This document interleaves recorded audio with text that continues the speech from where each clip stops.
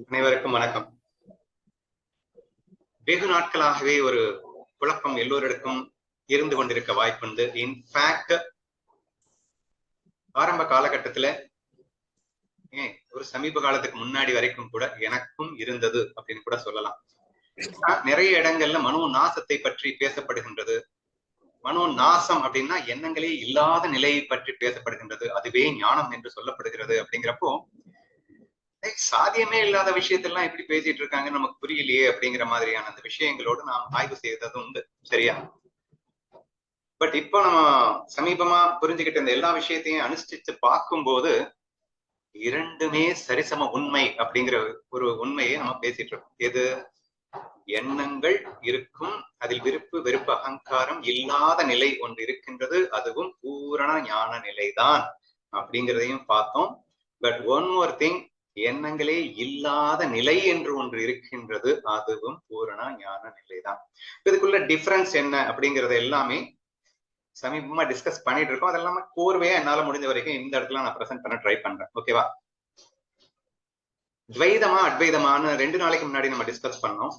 அதுல நான் என்னுடைய ஆன்சரை அழகா என்ன பிரசன்ட் பண்ணியிருந்தேன் அப்படின்னு சொன்னா, அத்வைத ஸ்திதி என்பது எண்ணமற்ற ஸ்திதி என்றும், துவைத ஸ்திதி என்று எண்ணங்களுடன் கூடிய ஞான ஸ்திதி என்றும், இவ்விரண்டும் சரிநிகர் சமானமே அப்படிங்கிறத 18வது அத்தியாயம் 13வது ஸ்லோகத்துல கிருஷ்ணனுக்கும் அர்ஜுனனுக்கும் நடந்த அந்த பிரேமை அப்படிங்கிற அந்த அற்புதமான அந்த விஷயத்தை நேற்றுக்குள்ள நான் படிச்சு காட்டி எக்ஸ்பிளைன் பண்ணினேன். அதுல நான் என்ன உங்களுக்கு புரிய வச்சேன் அப்படின்னு சொன்னா, கண்ணனும் அர்ஜுனனும் தங்கள் மெய்யை மறக்கிறார்கள். மெய் மறந்த நிலை என்னது? இந்த உடம்பையே மறந்துடுது. மெய்யின்னா உடம்பு. சரியா? நான் எங்க இருக்கேன், என்ன பண்றேன், எதுவுமே இல்ல. டோட்டலி பிளாங்க் ஸ்டேட் அப்படின்னு சொல்லுவோம் இல்லையா? மெய் மறந்து போயிட்டேன், ஸ்டன் ஆயிட்டேன், அப்படியே டோட்டலா ஒண்ணுமே தெரியாத நிலை அப்படிங்கிற அந்த ஸ்டேட்டை கிருஷ்ணனும் அர்ஜுனனும் செல்லுகின்றாரு. டக்குன்னு கிருஷ்ணன் உஷாரா சமர்த்தன் அல்லவா அப்படின்னு சொல்லிட்டு அழகா அதுல சொல்லியிருப்பாரு. டக்குன்னு வெளியே வர்றான். டே போதுந்தா வாடா வெளியே அப்படின்னு சொல்லிட்டு விருத்திக்குள்ளே விருத்திக்குள்ள எண்ணங்களுக்குள்ள வாடா, எண்ணமற்ற நிலை அப்புறம் பாத்துக்கலாம் அப்படின்னு சொல்லிட்டு கூட்டிட்டு வருகிறார். அப்படிங்கிற அந்த விஷயத்த நான் எக்ஸ்பிளைன் பண்ணினேன். அப்போ அவன் கேட்கிறான், அர்ஜுனன் கேட்கிறான், கண்ணா காலங்காலமா என்னோடு ஐக்கியமாகிவிடு அப்படின்னு சொல்லிட்டு அந்த ஒன்னஸ் ஃபீலுக்குள்ள போகக்கூடிய அந்த நிலையில, என்னையே மெய் மறந்து அந்த பிரம்மானந்த நிலையை அனுபவிக்கிற நிலையில நீ பாட்டுக்கு தட்டி கூட்டிட்டு வந்துட்டியே கண்ணா அப்படின்னு அவன் கேட்கிறான். அதுக்கு அழகா சொல்றாரு, அட லூசுப்பையிலே, நாம எண்ணங்களோடு இருந்தாலும் ஒன்னஸ் ஃபீல் தான்டா. எண்ணங்களே இல்லாம இருந்தா மட்டும்தான் ஒன்னஸ் ஃபீல்னு நீ ஏன்டா நினைக்கிற? வாடா எண்ணங்களோட விளையாடலாம் அப்படின்னு சொல்லிட்டு அழகா அந்த பகுதி முடியறதை நம்ம ஃபர்ஸ்ட் கொடித்து காட்டிடணும். சரியா? இப்ப நம்ம புரிஞ்சுக்க வேண்டியது என்ன அப்படின்னா, மேல இருந்தே வந்துடுறோம். இருக்கிறது என்ன? பரபிரம்மம் மட்டுமே இருக்கிறது. there is nothing else is there அப்படிங்கிறது எல்லாருக்கும் தெரிஞ்ச ஒரு உண்மை. அந்த பரபிரம்மம் என்ன செய்தது அப்படின்னா, it has got a capacity. என்னது? தன்னையே நிரந்த ரூபங்களாக பிரித்து கொண்டு எதையும் செய்யும் வல்லமை கொண்டதாக இருக்கின்றது. எப்படின்னா மாயையின் துணை கொண்டு, பிரகிருதியின் துணை கொண்டு. சரியா? உண்மையாக அல்ல, தனக்கு பொய்யாக மாயையின் துணை கொண்டு, மாயைன்னா மனசுன்னு கூட வச்சுக்கோங்க, மனதின் துணை கொண்டு, எண்ணங்களின் துணை கொண்டு. சரியா?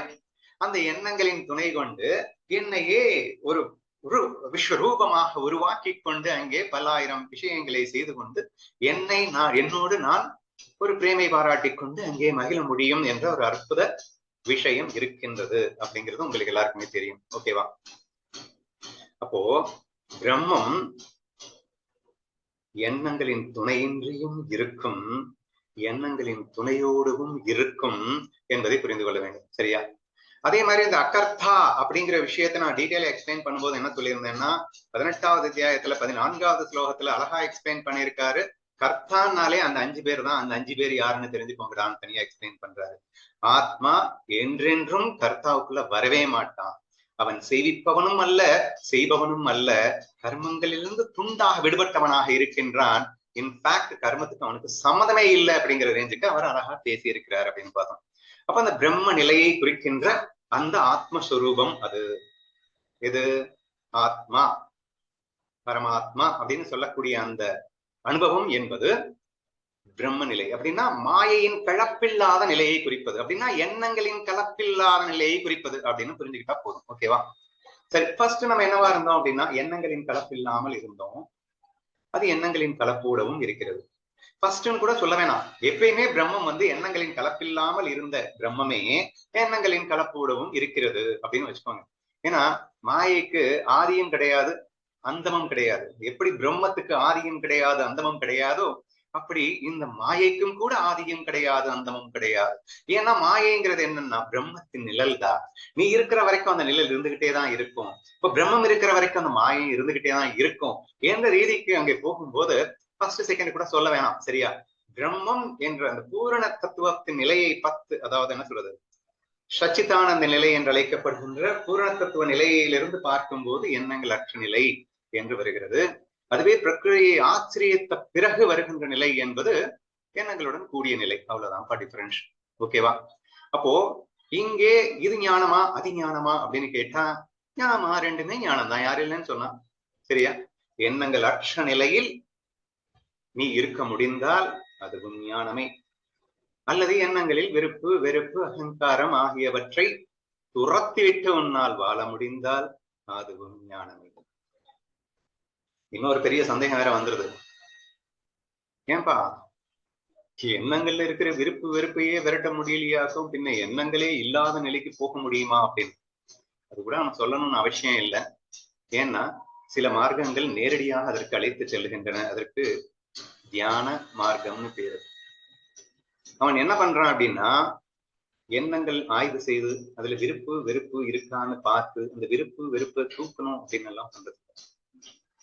நேரடியாக தன் எண்ணங்களை அவன் இல்லாமல் செய்யும் முயற்சியை செய்கின்றான். தியான பயிற்சி என்பது அந்த இறுதி சமாதி நிலை என்ற ஒரு கட்டத்தை அவன் அடையும் போது அந்த பிரம்ம நிலையை அவன் எய்து விடுகின்றான். அப்போது அவனுக்கு அவனை ஞானி என்றுதான் அழைக்கின்றார்கள். சரியா? So that is also some kind of ஒரு ட்ராக். அது ஒரு பாதை தான். அது எதுவுமே தப்புன்னு நம்ம நினைக்க வேண்டாம் அப்படின்றதுக்காக தான் நான் சொல்றேன். யாராவது வந்து மனமற்ற நிலையை பத்தி பேசினா சீச்சி முட்டாள்தனமா பேசாதுன்னு நீங்க நினைச்சிடக்கூடாது அப்படின்றதுக்காக தான் சொல்றேன். அதுவும் ஒரு ஞான நிலை தான். ரெண்டுமே ஈக்குவல் கூட சேர்ந்து நான் சொல்லிட்டு தான் இருக்கேன். இதுல வந்து உசத்தி தாழ்த்தின்னு நான் எப்பவுமே பேசினது இல்லை, பேச போறதும் இல்லை. பட் தட் இஸ் ஆல்சோ தேர் அப்படிங்கிறத நம்ம தெரிஞ்சுக்கணும். இன்ஃபேக்ட் அது தெரிஞ்சுக்கிறதுனுடைய நன்மை என்னங்கிறத ஒரு, அது என்ன டாபிக்ல நான் சொன்னேன்னு தெரியல. அதாவது வலியும் வேதனைகளும் நீ அனுபவித்து பிரம்மானந்தத்தில் இருக்க வேண்டுமா, வலி வேதனைகள் எதுவுமே இல்லாமல் பிரம்மானந்தத்தில் இருக்க வேண்டுமா அப்படின்னு அழகா ஒரு டாபிக் நம்ம சொல்லியிருந்தோம். சரியா? It's up to you. But ரெண்டுமே பிரம்மானந்தம் தான். சோ நீ வலி வேதனைகளோடு பிரம்மானந்தத்தில் இருக்க வேண்டும்னா அது மாயா. ஆனா மாயையின் கலப்பில்லாமல் தனியாக ஆத்ம நிலையில் அனுபவிக்கிறது, அங்கே வலி வேதனை ஒரு மண்ணாங்கட்டி இருக்காது. இன்ஃபேக்ட் எதுவுமே இருக்காது, அங்கே எண்ணமே இருக்காது, மனசே இருக்காது. ஆனா பிரம்மானந்தம் மட்டும் இருக்கும் என்ற ஒரு நிலையையும் நாம் சொல்லியிருந்தோம் இல்லையா? So it has to be understood that there are two states சொல்றதை விட ஞானத்தில் இரண்டு விஷயங்கள் இருக்கின்றன, இரண்டு விதமாக இருக்கின்றன வேணா வச்சுக்கோங்க. சரியா? அதாவது எண்ணங்கள், அதில் விருப்பு வெறுப்பு அகங்காரம் எதுவும் இல்லாத பரிசுத்தமான எண்ணங்களுடன் கூடியது ஒரு வகையான ஞானம் என்றால், அந்த மனமே நாசம் செய்து விட்டு இருக்கின்ற ஒரு நிலையும் ஞானம் தான் அப்படிங்கிறத புரிஞ்சுக்கணும். சரியா? சரி, இப்ப நாம என்ன சொன்னோம்?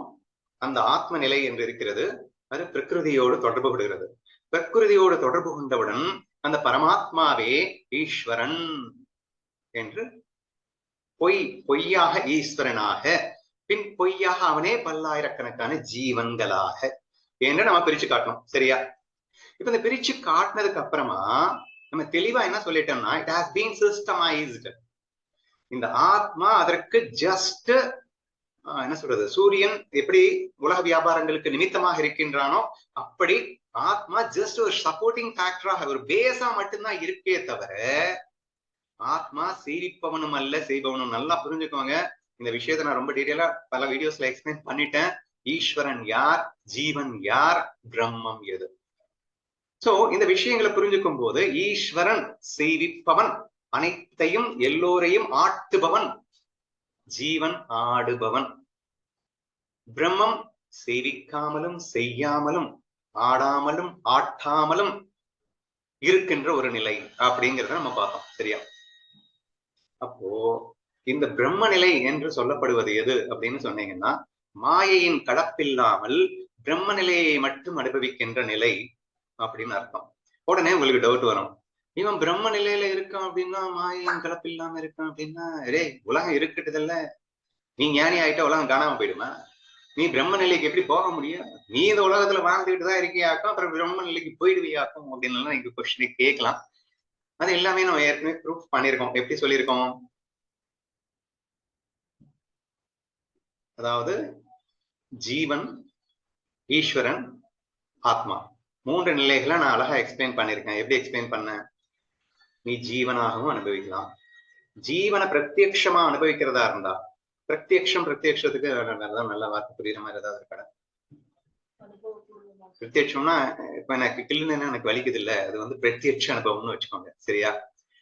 ஆனா வேற எவனாவது உங்களை கிள்ளும் போது அப்படின்னு நீங்க சொல்லுவீங்கல்ல, அந்த வலியை நான் அனுபவிக்கிறேன். எப்படின்னா அனுமானமா, இப்ப அவனுக்கு வலிக்குது போல அதனாலதான் அவன் கத்துறான் அப்படின்னு ஒரு அனுமானமாக, ஒரு லாஜிக்கல் மூலியமா, திங்கிங் மூலியமா நான் அனுபவிச்சேன்னா அது அனுமானம் அப்படின்னு சொல்லியிருந்தேன், சரியா? அப்போ நீ ஜீவனாக அனுபவிக்க வேண்டுமா? ஜீவனை பிரத்யட்சமாக அனுபவிக்கும் போது ஈஸ்வரனை நீ அனுமான பிரமாணமாகத்தான் அனுபவிக்க முடியும், பிரம்மத்தை அனுமான பிரமாணமாகத்தான் அனுபவிக்க முடியும். ஆனால் அனைத்தும் நீயாகவே இருந்தாலும், ஆனால் நீ என் நிலையை அனுபவிக்க வருகின்றாயோ அந்த நிலையை தான் நீ அனுபவிப்பாய். ஆனால் அதுவும் சூப்பர் டூப்பர் ஞான நிலைதான் என்று சொன்னோம். அடுத்து பிரம்ம நிலையை அனுபவிக்க ஆசைப்படுகின்றாய் என்று வைத்துக்கொள். அப்போது இந்த ஜீவ நிலையும் ஈஸ்வர நிலையும் வெறும் சாட்சியாக கண்டுதான் நீ அனுபவிக்க முடியும். கிட்டத்தட்ட அனுமானமாகத்தான் நீ அனுபவிக்க முடியுமே தவிர பிரத்யட்சமா வராது. ஜீவனுக்கு வழி எடுத்தா பிரம்மத்துக்கு வலிக்காது. ஈஸ்வரனுக்கு ஆட்டுவிப்பவன்ற வேலை இருக்கு, பிரம்மத்துக்கு அந்த வேலை இல்லை. அப்ப ஆடும் வேலையும் இல்லாமல் ஆட்டுவிக்கும் வேலையும் இல்லாமல் வெறும் சாட்சியாக இல்லது சாட்சியாக கூட இல்லாத ஒரு நிலையில் பிரம்மம் இருக்கும். அந்த ஒரு அனுபவத்தை நீ பெற விரும்பினால் இந்த 2 அனுபவங்கள் நீ வேணா சாட்சியா வேணா அனுபவிச்சுக்கலாமே தவிர கிடைக்காது என்று சொன்னோம். சரி, பிரம்ம நிலையில் இருந்து கொண்டு உன்னால் ஈஸ்வரன் ஆக முடியும். ஜீவன்ல இருந்து ஈஸ்வரன் ஆக முடியாதுன்னு ப்ரூவ் பண்ணிட்டோம். பிரம்மமாக இருக்கின்ற நீ ஈஸ்வரன் ஆக முடியும். ஆனால் ஈஸ்வரன் என்று வந்து விட்டால் நீ சேவிப்பவன் என்பதை பிரத்யட்சமாகவும், மற்றபடி ஜீவன் என்ன நினைப்பான்னு ஈஸ்வரனுக்கே தெரியாது. ஆனா என்ன நினைச்சாலும் அதை ஆட்ட போறது அவன் தான். ஆனா என்ன நினைப்பான்னு ஈஸ்வரனுக்கே தெரியாது என்று நாம் சொன்னோம். ஆனால் அவன் நினைத்த பிறகு அனுமானமாக அவன் அதை ஜீவனையும் அனுபவிக்கின்றான் என்ற ஒரு விஷயத்தை நம்ம ஆராய்ச்சி பண்ணி பார்த்திருந்தோம், சரியா? இந்த இப்படி ஞான நிலைகளிலேயே நாம் வெவ்வேறு அனுபவங்களை அற்புதமாக பெறுகின்றோம் என்பதை புரிந்து கொள்ள வேண்டும். இப்ப பிரம்மமும் நானே, ஈஸ்வரனும் நானே, ஜீவனும் நானே, இங்கு அனைத்தும் நானே என்பதில் எந்த விதமான மாற்று கருத்தும் இல்லை.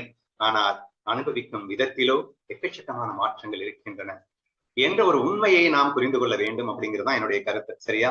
சோ முழுமையான ஞான நிலையில இருந்து கொண்டே ஈஸ்வரனாக அனுபவிப்பது ஒரு நிலை, ஜீவனாக அனுபவிப்பது ஒரு நிலை, பரபிரம்மமாக அனுபவிப்பது ஒரு நிலை என்று ஞானத்தில் பல்வேறு நிலைகள் நமக்காக கொடுக்கப்பட்டிருக்கின்றன. நீங்கள் அனைத்தையும் புரிந்து கொள்ள வேண்டும். உங்களுக்கு எதை அனுபவிக்க தோன்றுகிறதோ அதையெல்லாம் நீங்கள் அனுபவிக்க முடியும். இன்ஃபேக்ட் மாறி மாறி கூட அனுபவிக்க முடியும். பட் அப்கோர்ஸ் ஜீவன் பிரம்மமாவது என்பதுதான் எளிது அப்படிங்கிறத நான் ஏற்கனவே சொல்லிட்டேன். பிரம்மம் ஆன பிறகுதான் நீங்க ஈஸ்வரன் ஆகக்கூடிய தகுதி வரும் அப்படிங்கிறத நான் சொல்லியிருந்தேன். ஸோ தேர்ஃபோர் பிரம்ம நிலை, ஜீவநிலை, இந்த 2 சாய்ஸ் வந்து உங்களுக்கு தான் இருக்கு. நீங்க எப்படி வேணா அனுபவிக்கலாம். சதாசிவ பிரம்மேந்திரர் என்று ஒருவர் இருந்தார் என்றார். அவர் வந்து திடீர்னு பார்த்தா பிரிங்கையை விட்டு விட்டு அவர் பாட்டுக்கு ஒரு நிலையில இருப்பார், பரபிரம்ம நிலையிலேயே இருப்பார். திடீர்னு பார்த்தா அவர் பாட்டுக்கு உலக வியாபாரங்களை உட்காந்துட்டு மாயையோட, அதாவது எண்ணங்களோடு இருக்கின்ற நிலைக்கு வருவார். இந்த உலகத்தில் இருந்துகிட்டு எண்ணங்கள் இல்லாத நிலைக்கும் செல்லுவார் என்பதையெல்லாம் நாம் பார்க்கும்போது ஞான நிலையில் எப்பேற்பட்ட நிலைகள் எல்லாம் இருக்கின்றன என்றெல்லாம் நீங்கள் உணர வேண்டும். பட் எது உங்களுக்கு புரிகிறது, எது உங்களுக்கு இயல்பா இருக்கின்றது என்பதை பொறுத்து நீங்கள் இதை பயிற்சிக்கு எடுத்துக்கொள்ள வேண்டும். எதுவும் உசந்து தாழ்த்து கிடையாது. இதை முடிச்சுட்டு தான் அதுக்கு போகணும்ன்ற ஸ்திதி கூட எனக்கு தெரிஞ்சு இல்லைன்னு நினைக்கிறேன். தியான யோகம் என்பது நேரடியாக எண்ணமற்ற நிலைக்கு பயிற்சி தருவதாகத்தான் இருக்கிறது. இந்த எண்ணங்கள் லைக்ஸ் அண்ட் டிஸ்லைக்ஸ் எல்லாம் தூக்கிட்டு தான் அங்க தியானமே பண்ண போகணும்னு அது சொல்றது இல்லை. சோ தேர்ஃபோர் இதன் அடிப்படையில் நீங்கள் புரிந்து கொண்டால், நீங்கள் வேதங்கள்ல படிக்கும் போதோ ஏதோ ஒன்று படிக்கும்போது யாராவது சொல்லும் போது மனோ நாசம் என்று சொன்னால் அது எதை குறிக்கிறது, மனதில் வெறுப்பு இல்லாத நிலை என்றால் எதை குறிக்கிறது என்று உங்களுக்கு மிக தெளிவாக புலப்படும் என்று நம்புகின்றேன். வேற ஏதாவது டவுட்ஸ் இருந்தா கேளுங்க. அதாவது ஞானியின் நிலைகள் அப்படின்னு பேசும்போது நம்ம என்ன விதமா பேசணும்னா ஆத்ம நிலை அப்படின்னு சொன்னோம். மாயையின் களப்பற்ற நிலை என்று ஒன்று இருக்கிறது, அதையும் நீ அனுபவிக்கலாம். ஆனால் நீ தான் இருக்கின்ற. இப்ப நான் இருக்கிறேன் அப்படின்னா என் நிழலும் இருக்குங்க. நான் நிழல் இல்லாம நான் இருக்க முடியாதுங்க. அப்படின்னா என்ன அர்த்தம்னா இந்த விஸ்வம் இல்லாம நான் இருக்க முடியாது. ஏன்னா மாயதான், அது இல்லை, அது இல்லாததுதான். ஆனால் இல்லாததுன்னு இருக்கும். நான் இருக்கின்ற வரைக்கும் என் நிழல் அங்கே இருக்கும். நிழல்னு ஒண்ணு இருக்கா, அது உண்மையா? அது உண்மை இல்லதான்டா, ஆனாலும் இருக்கும்டா அப்படிங்கிற ஒரு ஆஸ்பெக்ட்ல இருந்து நம்ம பார்த்தோம். அப்படி பார்க்கும்போது நமக்கு என்ன தோணுது அப்படின்னா, 3 நிலைகளில் நான் அனுபவிக்க முடியும் என்ற ஒரு விஷயத்தை நாம பேசிக் கொண்டிருக்கிறோம். அது என்னது அப்படின்னா, பூரண ஆத்ம நிலை அப்படின்னா மாயையின் களப்பற்ற நிலை. 2வது மாயையின் களப்போடு இருக்கின்ற ஒரு நிலை. மாயையின் கலப்பிலேயே 2 ஆஸ்பெக்ட் இருக்கு. ஒண்ணு ஜீவன், ஈஸ்வரன் பார்த்தோம். 2ஆவே கூட பார்ப்போம். அப்போ இங்க எக்ஸாம்பிளுக்கு இந்த 2 தானே வருது. வெறும் குடம், நிறை குடம் அப்படின்னு ஒண்ணு இருக்கு. சரியா? இதை எப்படி நம்ம புரிஞ்சுக்கலாம் அப்படிங்கிறது தான் நம்ம யோசிக்கிறோம். இப்போ இந்த பரபிரம்மமானது மாயையின் கலப்பில்லாமல் இருக்கும்போது அது எதுவும் செய்வதும் இல்லை, செவிப்பதும் இல்லை. ஆதலால் அதற்கு மனமே தேவையில்லை. மனமே தேவையில்லை அப்படிங்கிறத வெறுங்குடமா போடுங்க. அங்க ஒண்ணுமே இல்லை. ஆனா இருக்கு. என்ன இருக்குன்னா பேரின்பம் மட்டும் இருக்கு, பேரானந்தம் மட்டும் இருக்கு. ஆத்ம உணர்வு மட்டும் இருக்கின்றது. ஆத்ம உணர்வு தவிர வேற எதுவுமே இல்லை. அங்க எதுவுமே இல்லை ஆத்ம உணர்வை தவிர. அதனால அது வெறுங்குடம், அது தழும்புவதில்லை. நேரா நிறைகுடத்துக்கு வந்தீங்க அப்படின்னா மாயையின் தொடர்புடன் நீ அனுபவிக்கின்ற நிலை. மாயையின் தொடர்பு வந்திருக்கும் போது அது விளையாட்டு ஆரம்பமாயிடுது. சரியா? விளையாடுகின்ற நிலை. அப்ப விளையாட்டுக்கு அப்படிங்கிறப்போ, விளையாட்டுன்னா என்ன? இந்த விளையாட்டுல என்னுடைய ரோல், நான் தான் இந்த ஈஸ்வரனாவும் இருக்கேன், நான் தான் ஜீவனாவும் இருக்கேன். அப்போ எப்போ இந்த மாயை ஆச்சரியத்து விட்டேனோ, இந்த மனதை நான் பற்றி கொண்டு விட்டேனோ, அப்ப மனசுக்குள்ள கம்ப்ளீட் நாலேஜ் நமக்கு தேவைப்படுது. மனம்தான் இந்த விஸ்வத்தை உருவாக்க போகிறது. விஸ்வத்தை உருவாக்க போகின்ற இந்த மாயா மனம் எப்படி உருவாக்குகிறது? முதலில் தன்னை ஈஸ்வரனாக, பின் அது ஜீவன்களாக. ஈஸ்வரனுடைய ரோல் என்ன, ஜீவனுடைய ரோல் என்ன, இவைகள் எல்லாம் வெறும் மாயையே என்ற அற்புதமான புரிதலோடு, இந்த மாயையின் கலப்போடு ஒருவன் அனுபவிப்பானேயானால் கண்டிப்பா அங்க மைண்ட் இருக்கு, ஆனா ஃபில்டா இருக்கு. சரியா? நல்லா புரிஞ்சுக்கோங்க.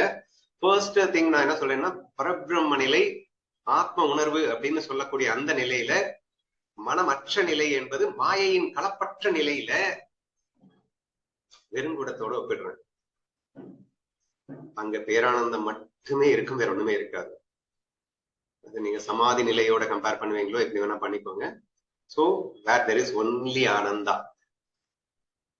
சச்சித்தானந்தம், சச்சிதானந்தத்தை உணராது என்று சொன்னார்களே, அந்த ஆனந்தம். நான் சத்து சித்தா ஆனந்தமா இருக்கிறேன் என்ற தாட் கூட அங்க இருக்காது. அகம் பிரம்மாஸ்மிங்கிற தாட் கூட இருக்காது. பிரம்மமாகவே ஆகிவிட்ட ஒரு நிலை, விருத்திகளே அற்ற நிலை, எண்ணங்களே அற்ற நிலை. அது வெறும் குடத்தோடு நான் கம்பேர் செய்கின்றேன். தழும்பாது. ஏனென்றால் தழும்புறதுன்றது இங்க கஷ்டம். அது பேரானந்தத்துல தான் இருக்கும் என்று பார்த்தோம். சரி, மாயையின் கலப்புள்ள நிலையிலே ஏன் நிறைகுணம்னு சொல்ற அப்படின்னு சொன்னா, இங்க மைண்ட் இருக்குல்ல. ஆனா மைண்ட் எப்படி இருக்குன்னா ஃபில்டா இருக்கு. ஏன் ஃபில்டா இருக்கு அப்படின்னா, இது புரிந்து கொண்டது. இது மாயை என்று புரிந்து கொண்டு, இங்கே ஈஸ்வரன் ஒருவன் இருக்கின்றான், அவன் ஆட்டுவிக்கின்றான் என்றும் புரிந்து கொண்டு, ஜீவனுக்கு அவன் எண்ணங்களை உருவாக்குவது மட்டுமே வேலை என்றும், இவன் உருவாக்கியதையெல்லாம் அவன் உருவாக்கி தருவான். அதாவது இவன் எண்ணுவதையெல்லாம் அவன் உருவாக்கி தர நான் அனுபவிக்கலாம் என்று இது எல்லா கான்செப்ட்ஸையும் தெளிவாக புரிந்து கொண்டு, முற்றிய ஞான நிலையில் இருந்து கொண்டு அந்த மாயையிலே அவன் அனுபவித்துக் கொண்டிருக்கிறான். மாயையையும் அனுபவித்துக் கொண்டிருக்கின்றான். அந்த ஜீவனாக அனுபவித்துக் கொண்டிருக்கிறான். சரியா? அப்ப இங்க மனசு இருக்கு, ஆனா மனசு ஃபுல்லா இருக்கு, அவன் அனுபவித்துக் கொண்டிருக்கின்றான். And therefore I can compare this with the part. ஓகேவா? இப்ப நடுவுல வந்தீங்கன்னு வச்சுக்கோங்களேன், அது என்னது? மனசு இருக்கு, ஃபில் ஆகாம இருக்கு.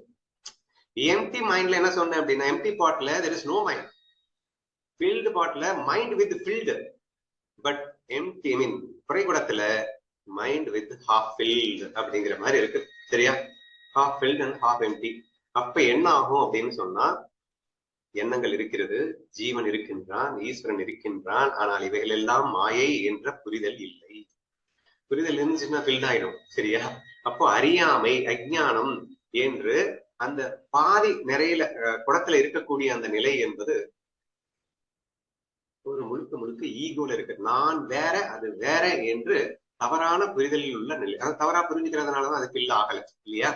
சோ அந்த பாதி புரிதலில் உள்ள நிலையாக இருக்கின்றதனால் அது குதித்து கொண்டேதான் இருக்கும், அது தழும்பிக் கொண்டேதான் இருக்கும். நிறைவென்பதே அதற்கு கிடையாது, மகிழ்ச்சி என்பதே கிடையாது, அது தடுமாறிக்கொண்டேதான் இருக்க வேண்டும் அப்படிங்கிறத நீங்க புரிஞ்சுக்க ட்ரை பண்ணுங்க. So I just wanted to link in the higher knowledge with this எக்ஸாம்பிளோட லிங்க் பண்ணதுக்காக இந்த சொல்லியிருக்கேன். இப்ப எக்ஸ்ட்ராவா ஒரு அடிஷனலா ஒரு முக்கியமான பாயிண்ட் மட்டும் சொல்லி முடிச்சுடுறேன்.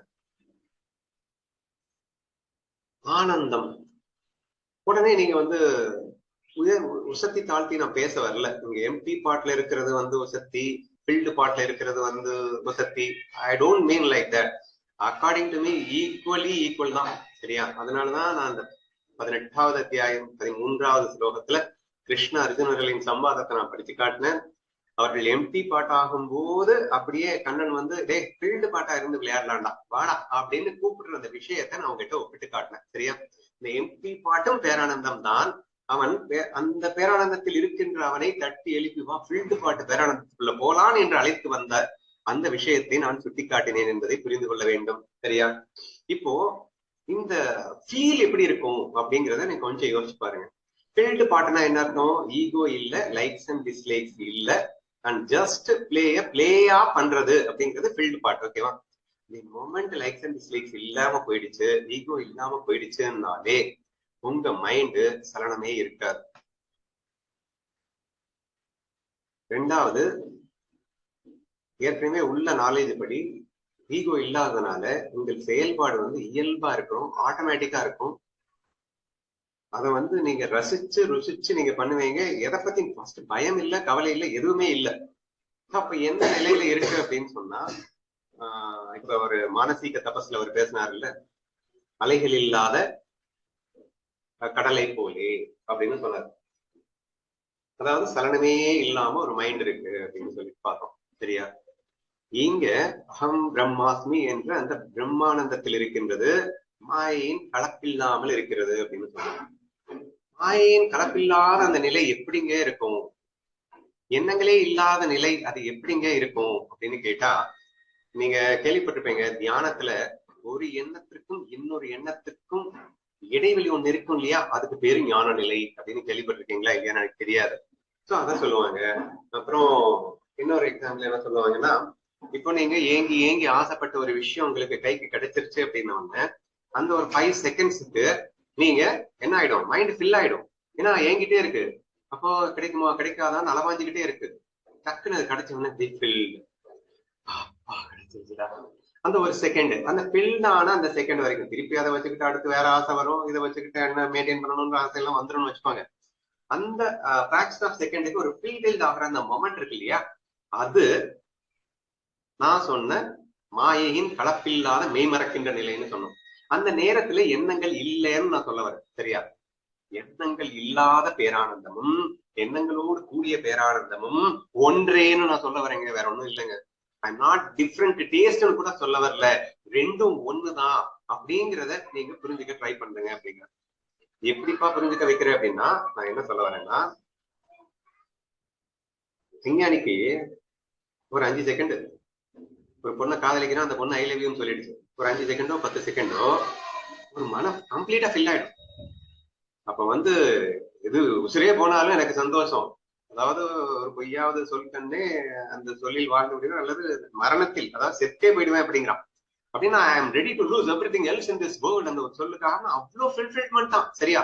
நிறைஞ்சிட்டேன்டா, எதுவுமே எனக்கு வாழ்க்கையே தேவையில்லை, என்ன அவ்வளவுதான், வாழ்க்கை முடிஞ்சு போயிடுச்சு, இல்லை இதை விட வேற நிறைவு என்ன இருக்கு, போதும்டா நான் வாழ்ந்தது, அந்த அளவுக்கு நிறைவு. ஆனா அது வந்து அஞ்ஞானிக்கு 5 செகண்ட் 10 செகண்ட் தான் இருக்கும். அதுக்கப்புறம் வந்து உட்காந்து பட்டு அழுதுட்டு தானே இருக்கும். சரியா? இப்ப ஜஸ்ட் இமேஜின் பண்ணுங்க, அந்த அஞ்ஞானிக்கு 5 செகண்ட்ஸ் அந்த பேரானந்தம் இருக்கும் இல்லையா, அதே ஆனந்தம் தான் ஞானிக்கு பெர்மனண்டா இருக்கும் அப்படின்னு ஃபீல் பண்ணுங்க அப்படிங்க. சரியா? மாயையின் கலப்புள்ள ஞானிக்கு தாட்லெஸ்ஸா இருக்கும் போது என்ன ஃபீல் இருந்ததோ, அதுக்கப்புறம் தாட் வரும், டே டு டே லைஃப்க்கு தேவையான தாட்ஸ் எல்லாம் வரும். அந்த தாட்ஸ் வரும்போதும் தாட்லெஸ்ஸா இருக்கும் போது என்ன ஃபீல் இருந்ததோ அதே ஃபீல் தான் தாட்ல இருக்கும் போதும் இருக்கும். நான் சொல்லிட்டு இருக்கிறது பியூர் ஞானிக்கு மட்டும் தான் பேசிட்டு இருக்கேன், விஞ்ஞானிக்கு பேசல. சரியா? அப்ப இந்த பேரானந்தம் அப்படின்னா எப்படி இருக்கும்னு ஃபீல் பண்ணுங்க.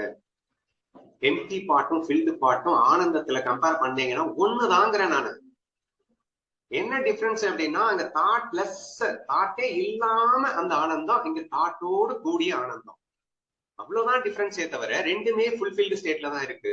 ஏன்னா அங்க அந்த எம்டி பாட்டா இருக்கும் போதும் கூட நிறைந்துதான் இருக்கின்றது. நிறைகிறதுனாலதான் எம்டி பாட்டாவே இருக்குன்னு கூட நான் சொல்லுவேன். ஏன்னா அந்த தாட் இல்லாம போனது காரணமே அது நிறைந்து விட்டதா அப்படின்னு வருது. சரியா? சரி, அப்போ இப்ப அந்த கண்ணன் அர்ஜுனன் சம்பாதத்துக்குள்ள வாங்க. கண்ணன் எப்பயுமே எப்படி இருப்பான்? அவன் எம்டியா இருந்தாலும் பேரானந்தத்துல தான் இருப்பான். ஃபில்டா இருந்தாலும், அதாவது மாயைக்குள்ள இருந்தாலும் பேரானந்தம் தான், மாயை இல்லாம இருந்தாலும் பேரானந்தம் தான். அப்போ அந்த ரெண்டு பேரும் மெய்மறக்கின்ற நிலை, எண்ணங்கள் அற்ற நிலை ஒரு பேரானந்தம். அப்ப அவனை தட்டி கூப்பிடலாம், விளையாடுவோம் அப்படின்னு சொல்லிட்டாரு. சோ அந்த விளையாடுகின்ற அந்த நிலையும் அவர் ஆனந்த நிலை தான். சரியா? கண்ணனுக்கு டிஃபரன்ஸே கிடையாது. சரியா? அப்ப அவன் டிஃபரன்ஸ் ஆயிடுது. அர்ஜுனனுக்கு இத்தனை நாளா பேதமாவே இருந்துட்டு இப்பதான் ஃபர்ஸ்ட் டைம் ஐக்கிய பாவனைக்கு வந்துட்டு ஒரு பெரிய ஆனந்தத்தை கிடைக்கும் போது, ஐயோ ஏன் கண்ணா தட்டி எழுப்பிட்டு இதனால இதுதானே உனக்கு வேணும் வேணும்னு சொல்லி கொடுத்த, நான் அந்த நிலையை அடைய போன போது நீ பாட்டுக்கு ஏன் தட்டி விட்ட, என்ன எண்ணமற்ற நிலையிலேயே விட்டிருக்கலாமலே அப்படின்னு அவன் கேட்கும் போது, நீயும் நானும் பிறந்தோம் என்று ஏதாவது ஒன்று இருக்கிறதா? ஜீவ பிரம்ம ஐக்கியம் என்பது மாயையின் கலப்பில்லாமல் மட்டுமல்ல, மாயையின் கலப்பிலும் கூட நாம் இருவரும் ஒருவர் தானடா. என்னடா பிரிந்தோம்? அந்த மாயையின் கலப்பில்லாமல் நீ அந்த ஜீவ பிரம்ம ஐக்கியோ பாவனத்தில் ஒரு எண்ணமில்லாத நிலையில் பேரானந்தத்தை அடைந்தாயே, அதே ஆனந்தத்தோடு நாம் இருவரும் இப்போது எண்ணங்களோடு விளையாடுவோம் வாடா. So this is the feel you have to understand அப்படின்னு நான் சொல்ல வரேன். சரியா? அப்போ நீங்க எண்ணங்கள் மாயையில் இருக்கும் போது சுகம் அதிகம் கம்மிட்டோ, மாயை விட்டு வெளியே வந்ததுக்கு அப்புறம் சுகம் அதிகம் கம்மிட்டோ அப்படின்லாம் ஒண்ணுமே இல்லை. எண்ணங்கள் அற்ற நிலையில், எண்ணங்கள் இருக்கின்ற நிலையில் இரண்டுமே பூரண ஞான நிலை தான். அது உங்கள் சுதந்திரம். நீங்கள் மாயையின் கலப்போடு அனுபவித்தாலும் அனுபவிக்கலாம், அல்லது மாயையின் கலப்பின்றி அனுபவிக்க வேண்டுமானாலும் அனுபவிக்கலாம், அல்லது சதாசிவ பிரம்மேந்திரரை போல அவ்வப்போது மாயையின் கலப்பிலும் இருக்கலாம், அல்லது மாயையின் கலப்பில்லாமலும் வாழலாம் என்று எப்படி வேணுமானாலும் வாழ்வதற்கான அற்புத ஒரு சுதந்திரம் நமக்கு இங்கே இருக்கிறது என்ற விஷயம் கொள்ளுங்கள். இங்கே இந்த கேள்வி empty part and filled part என்பதன் வாயிலாக இந்த உச்சகட்ட தத்துவமான இந்த மனமற்ற நிலை அல்லது மாயையின் கலப்பான மனதுடன் கூடிய நிலை, இந்த இரண்டும் ஞான நிலையே என்று உங்களுக்கு உணர வைப்பதன் நோக்கமே இந்த கேள்வியை நான் கேட்டது.